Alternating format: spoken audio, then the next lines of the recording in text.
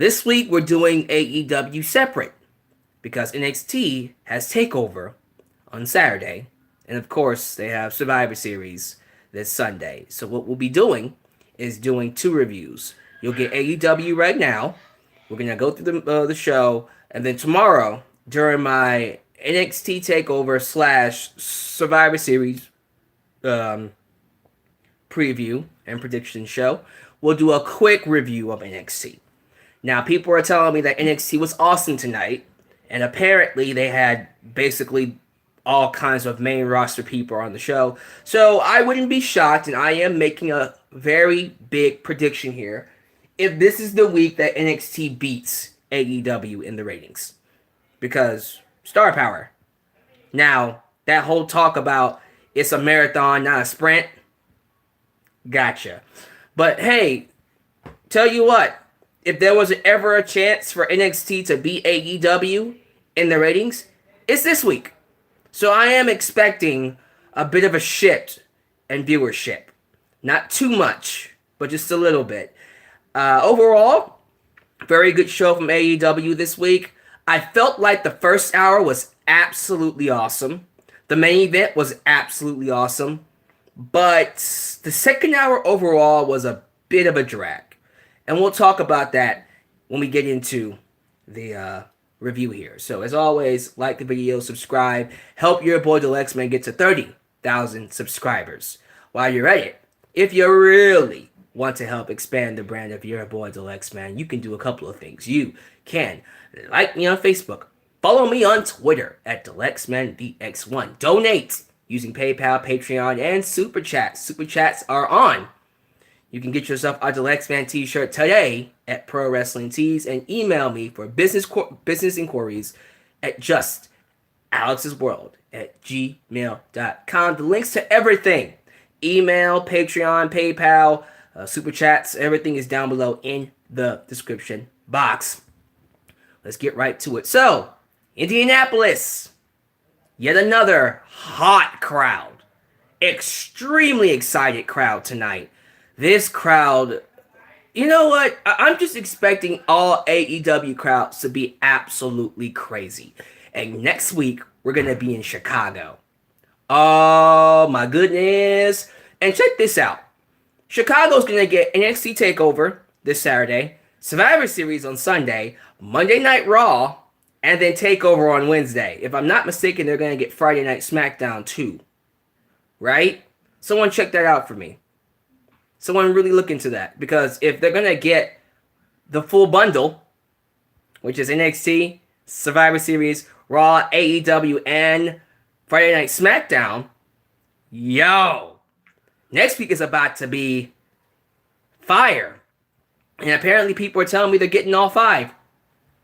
Damn, that's going to be nice. So I'm excited about next week. But you know what? Let's get to this week. We open up AEW with our commentators of the evening, Jim Ross, Tony Schiavone, and Excalibur. Great announcer team. They have been great all night. Let me sit up. Let me get a bigger angle on myself. If my eyes seem red, I apologize. I don't know what happened. I just put some eye drops in too.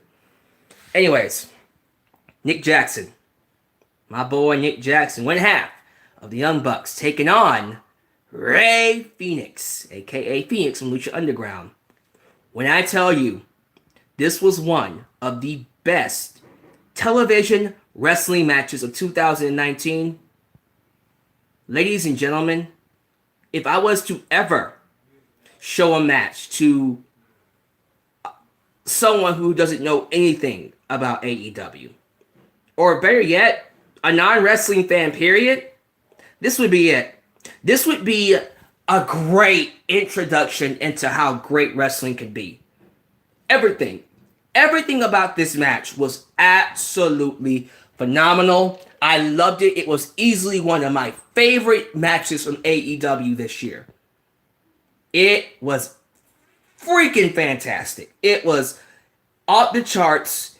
Dave Meltzer should give this 5 stars just because. He probably won't, but he should.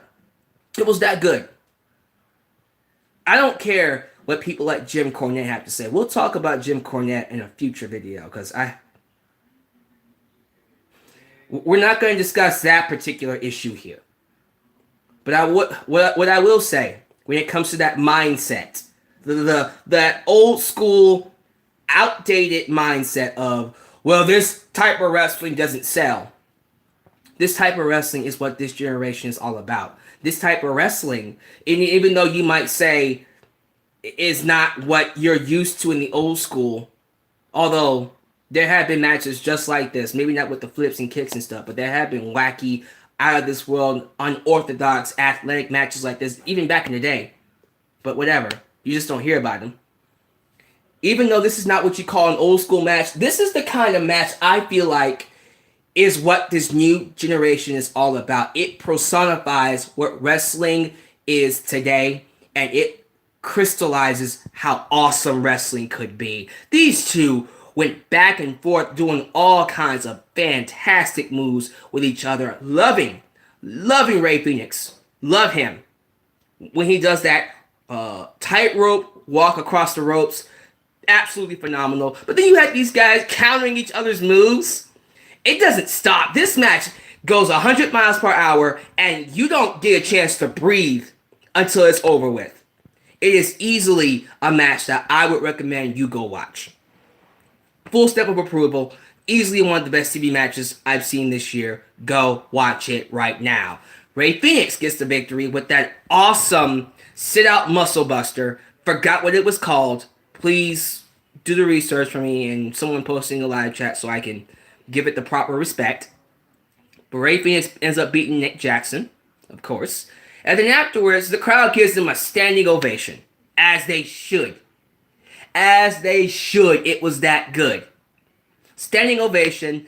Nick Jackson goes to shake the hand of Fenix, and Fenix says, psych! And gets the hell out of there. Because Fenix apparently... I just started catching on to this too, so apparently the Lucha Bros are heels. I mean, I'm okay with that.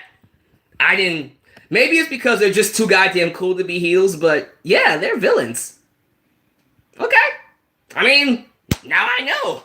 They made it very clear that, okay, y'all some bastards. Fine. Let's go. Let's get it. Let's go. So, again, easily one of the best TV matches this year. If I had to pick a spot that I loved in this match, who am I kidding? I couldn't. I love the entire thing. Just go watch it. Trust me. If I had to give it a grade, see, I want to give it an A+. I'm really close to get. Let me think about that for the rest of the review, and I'll tell you afterwards. So, immediately following this, I feel like what we should have done was do a promo.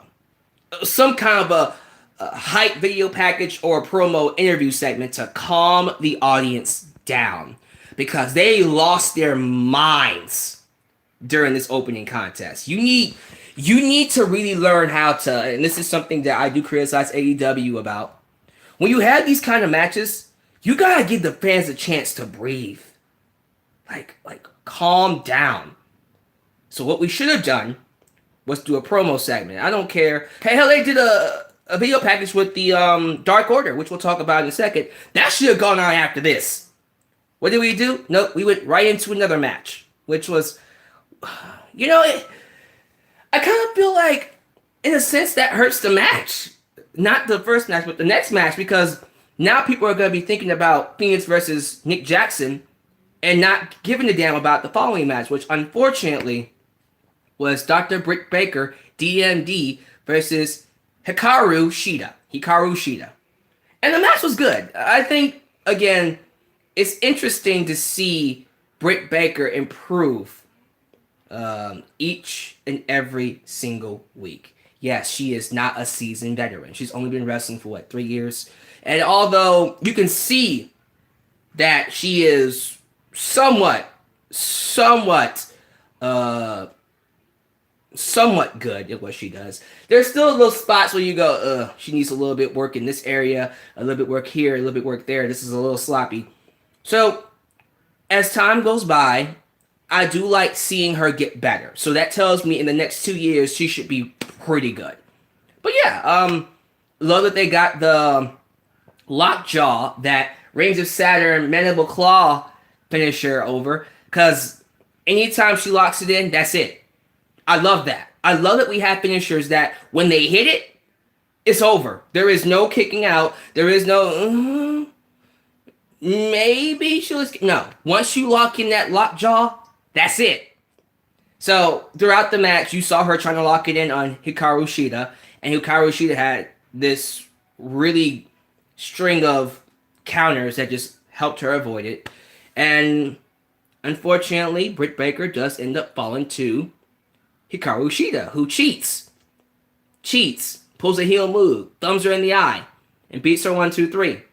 And so now she is the new #1 contender to fight Riho in the AEW Women's Championship. You notice that they're having Riho fight a lot of these Joshi Japanese wrestlers, which is fine with me. Again, if this is what we have to do with Riho to make sure she gets the best matches out of her run, okay. But eventually, we need to get that belt on somebody that can elevate the division, because I don't think Riho is elevating anything. I think it's a nice Cinderella story to give her.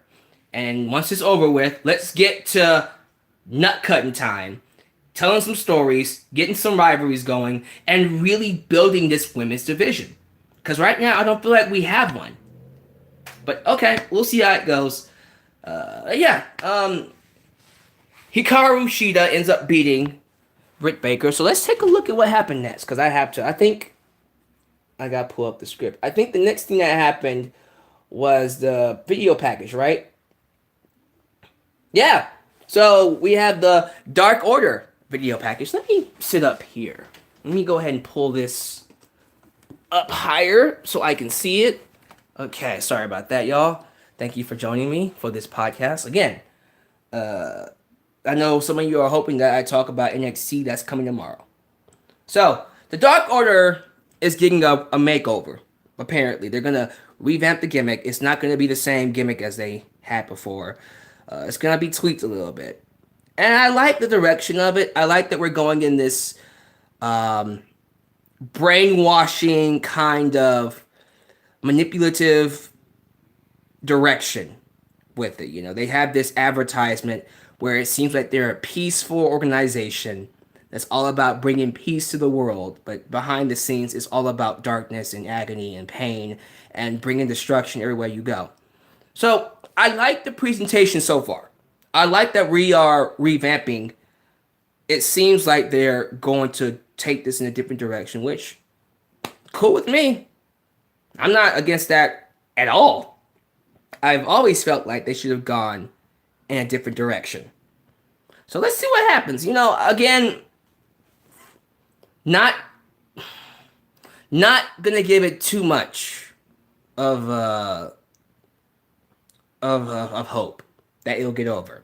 But I will say this: AEW deserves credit that they are trying everything, literally everything, to make the Dark Order work.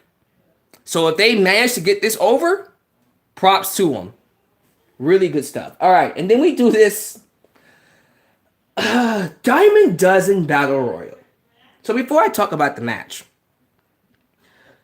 I got a question to ask. So, okay, there's this Battle Royal tonight. The last two people who are the last two people standing in the ring go on to next week to fight for an AEW Diamond Ring. And I'm sitting here thinking, okay, first off, why? What does that diamond ring represent? What do they get as a result of having that diamond ring? What does that mean? And I don't think AEW, and again, I love them. I think they're doing wonderful stuff. But I gotta criticize them when they deserve to be criticized. What is the point of this diamond ring? What do the wrestlers get? Seriously. Do they get a title shot? And people are saying it's an old school thing. Well, what did they get back then? Does this mean that they're next in line for a world title shot? Is it like the Money in the Bank, where you get to cash in the diamond ring and you get a title shot or something like that? Or is it like the secondary championship? I don't know. I just feel like they should have set that up a bit better. And look, again, they can always fix this next week. They can say, once you have this diamond ring, you can cash it in for a title shot. Or this will make sure you get a shot or an opportunity to face someone for the secondary belt. Maybe they'll say, all right, if you're holding this diamond ring by this time, you will be awarded the secondary belt. Maybe they'll explain it. And this is probably something I'll have to watch YouTube for, which, great. Again, I'm not saying that it can't be explained and it won't be fixed, but I do have an issue with AEW not explaining what is the whole purpose behind this diamond ring. It can't just be a diamond ring. Oh, it's a luxurious diamond ring. And what does it mean? So let's see what happens next week. But let's get to this Battle Royal. So this Battle Royal consisted of the following people. Hangman Adam Page, Chuck Taylor, Jimmy Havoc, Joey Janela, Jungle Boy, Jungle Jack Perry, as Jim Ross says, Kip Sabian with his girl, Penelope Ford, the former girlfriend of Joey Janela, Marco Stunt, Maxwell Jacob Freeman, Orange Cassidy, Pentagon Jr., Sonny Kiss, and the return of Badass Billy Gunn, who is just Billy Gunn. He can't be called Badass Billy Gunn because that's a WWE trademark. But Billy Gunn looked good. He was a giant compared to all the wrestlers. It's very interesting that Billy Gunn, who is considered average height in WWE, would be considered a giant here in AEW. They did the giant spots and everything with him. They all just toppled on top of him. He just threw them all off. Wow. Billy Gunn's a giant. Imagine Big Show in this company. Oh my goodness. Big Show would just squash him. Anyways, we see Hangman Page. Wait. Back it up. The highlight of this match was Orange Cassidy. Orange Cassidy getting in the ring, putting his hands in his pockets, the crowd going crazy, kicking him, kicking Billy Gunn, and he goes to do that super kick. He was going to end his career. And then Maxwell Jacob Freeman came and saved Billy Gunn's life. Billy, you owe Maxwell Jacob Freeman. I know you can't stand the guy, but he saved you. He saved you from getting your leg kicked out of your leg. Sorry. Anyways, Pentagon Jr. was eliminated as a result of Christopher Daniels coming out dressed as Phoenix again and distracting him. So that's going to lead to a match next week, probably, hopefully.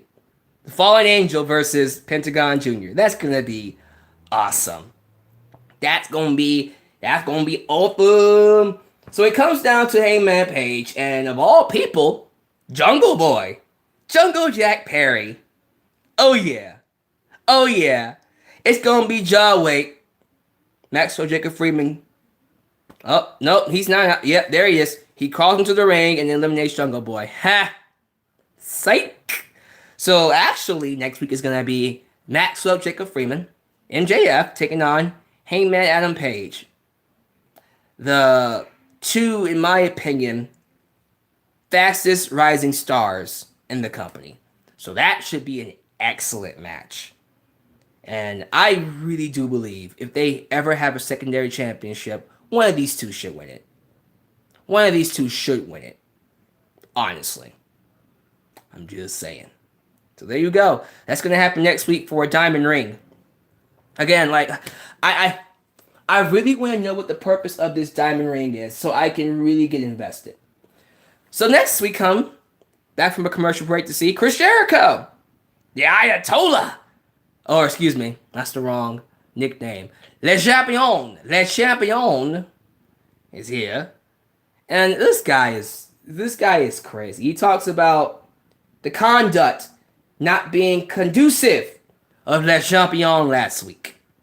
How he was an embarrassment to AEW, himself, and the championship. How he lost his temper and wrecked the ringside. and he apologizes, but he can't do it by himself. He has to go,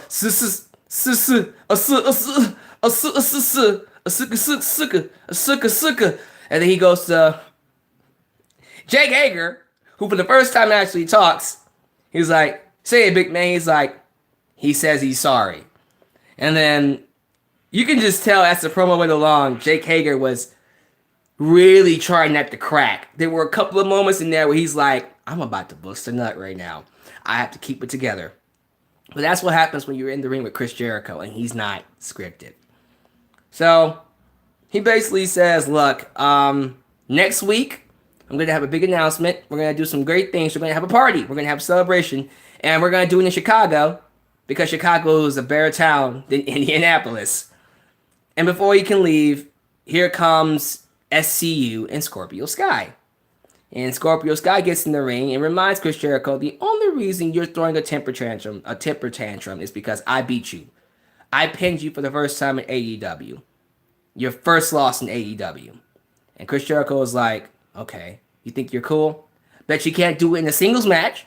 Scorpio Sky's like, oh no, man, I don't want to fight you in a singles match. I'm not a singles competitor. And Chris Jericho's like, yeah, you better be scared. But guess what? It's happening next week. He's like, oh man, I hope you don't put the AEW championship on the line. It's actually going to, make my nerves go up. And I might not have I don't deserve to have an AEW title shot. Oh yeah?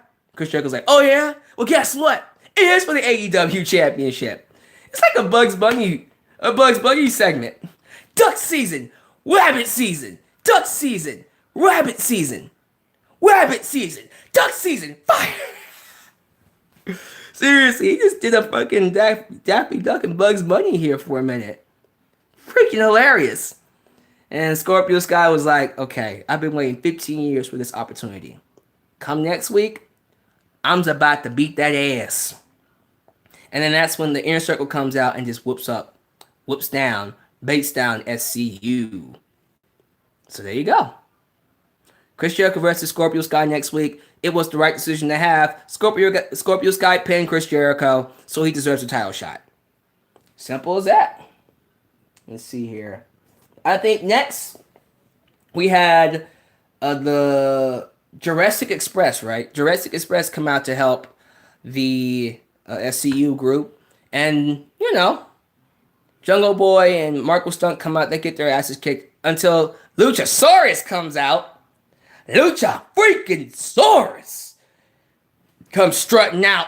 His little dinosaur smart ass saying, ain't no meteor gonna stop me. I survived the meteor. I'm about to get y'all this tail whip upside your head. Let's go. So he gets in the ring and they all run because they're like, no, we ain't fighting no goddamn dinosaur. What you think this is? What you think this is, sir? And so here comes Peter Avalon, who, that poor soul, he's all like, damn it, I know I have to have this match because I need to get paid today. But why I gotta fight a goddamn dinosaur? So as you can imagine, he gets massacred because it's a goddamn dinosaur with a freaking tail whip that can knock your socks off. That guy didn't last but 5 seconds. So Luchasaurus ends up beating Peter Avalon, the Liberian, as he should. And I think this is when we got into the second hour. So again, the first hour was great. Everything up to that Chris Jericho promo and then this stuff with the Luchasaurus, loved it. Following that though,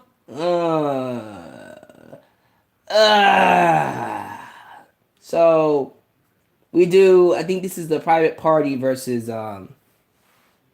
was it Proud and Powerful? So this was a good match, but it was weird. I don't know. There was a spot in the match where one of the members, I don't remember if it was Mark Quinn or Cassidy. Was it Cassidy? I think it was Isaiah Cassidy, who had one of the members of Proud and Powerful in this pinfall attempt.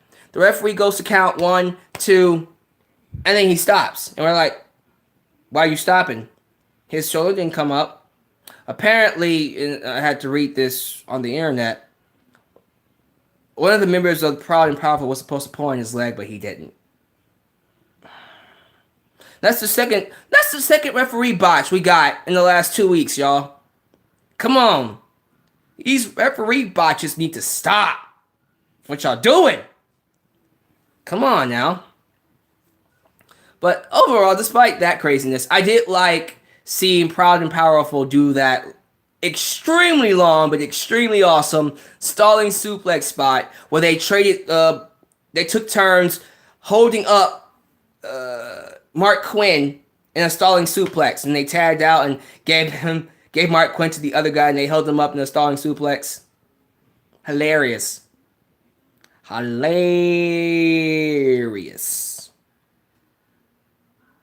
Oh yeah. So, thanks to Nick Jackson, who caused the distraction, Private Party gave Proud and Powerful their first loss.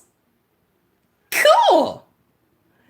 And apparently it was supposed to be Santana who pulled the referee, but it looked weird. The match was good. It just, it was a little sloppy at parts, and then that botched pinfall attempt was like, eh. So, we have a Kenny Omega video package. Kenny Omega is bench pressing. I think. He doesn't seem to be bench pressing a lot of weight, but he's bench pressing. So Kenny Omega cut a promo and announced that he'll be fighting Pac next week. And he tells the world that this is the match that he needs right now. Because ever since he lost to Pac at All Out, his career has not been the same. So he gets to push. He gets to push. He gets to push the reset button and try it again next week in Chicago. And if I'm not mistaken, that's when we get the main event, right? Yeah, so main event time. Jon Moxley taking on Darby Allin. And let me just start off by saying this. If there was an award for the top homegrown talent in AEW, as in the guy that people knew nothing about, but became an overnight sensation on AEW alone, I might have to give it to Darby Allin. We already knew who Jon Moxley is. We knew about the Young Bucks. We knew about Cody Rhodes. We knew about the Lucha Bros. We knew about all of them. What we didn't know about is Darby Allin becoming a major hit. So, we see Darby Allin come out in a body bag with Moxley written on it. And then he rose out of that thing like a freaking zombie, and it was awesome. So, Moxley comes out, and then these two just have a fight. And it's not a wrestling match, it is a fight. And they beat the piss out of each other. Man, I loved when Darby Allin, because Moxley's a big boy. Like, if I'm not mistaken, Moxley is just as big as Roman Reigns. He should be like the same height as him, at least. But anyways, there was this point where freaking Darby Allin flies off the top rope and was going to splash Moxley, and Moxley just muscled his ass out of the air. He said, ugh! And then Darby Allin bounced off of him like a freaking, I don't know what bounces off of you. Something that bounces off of you, bounces off of him and hits the floor. And I thought that was freaking hilarious. And then Moxley proceeds to toss his ass all across the ring because he's clearly bigger than him and stronger than him. I love this match. This was the kind of match that I look forward to, that I used to look forward to in the Attitude Era. It's just a out of this world, bonkers, you don't know what to expect kind of match. And I loved seeing, if I'm not mistaken, Darby Allin climb the ropes, and then he put Moxley's hands in the, what do you call that? That little rung in the turnbuckle where that hooks the turnbuckle to the turnbuckle pad. He put his hands in there, and then he pulled back on it, and then Moxley sold it like, he's trying to pop his hand back into place. And I love, it's just little things like that. It's little things like that that make this match feel a lot more special. And I loved it. They could actually be a good tag team. If they ever want to be a tag team, go for it.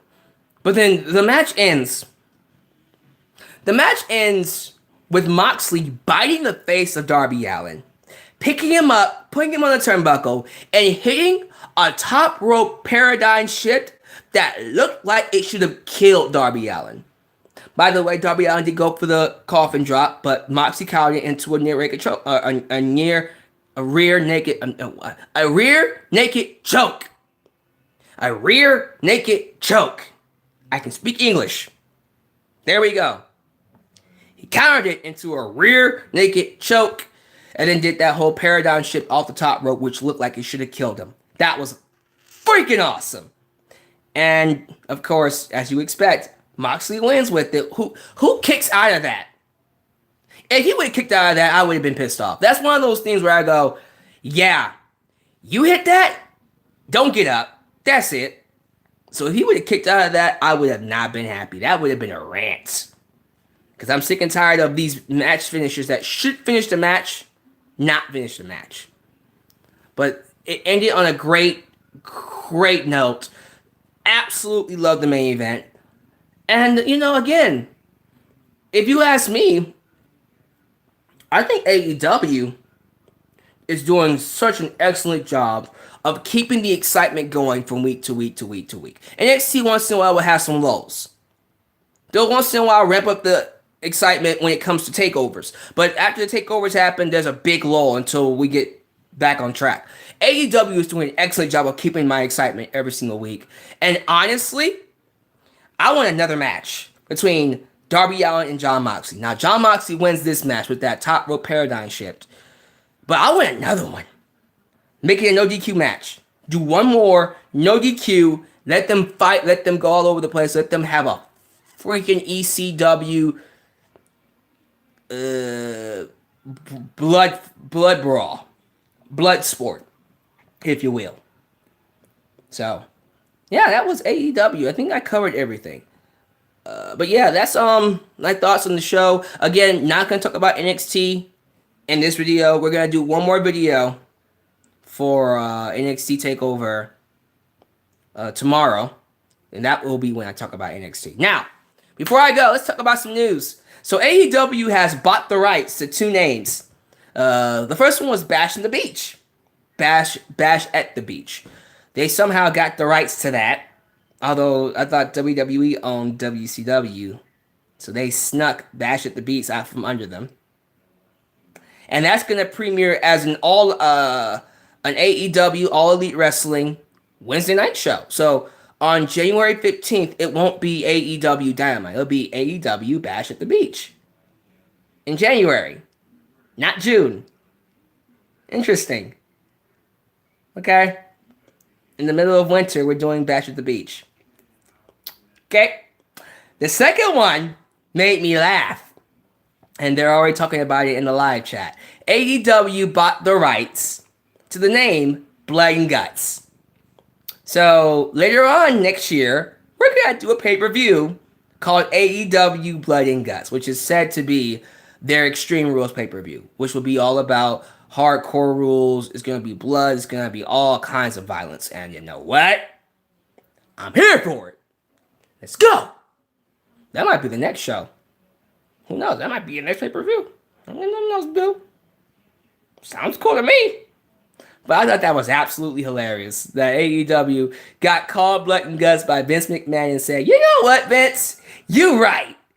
Next year, AEW Blood and Guts. Thank you, Vince. Thank you. That's awesome. So overall, again, really enjoyed tonight's show, and I look forward to seeing what they do going into 2020.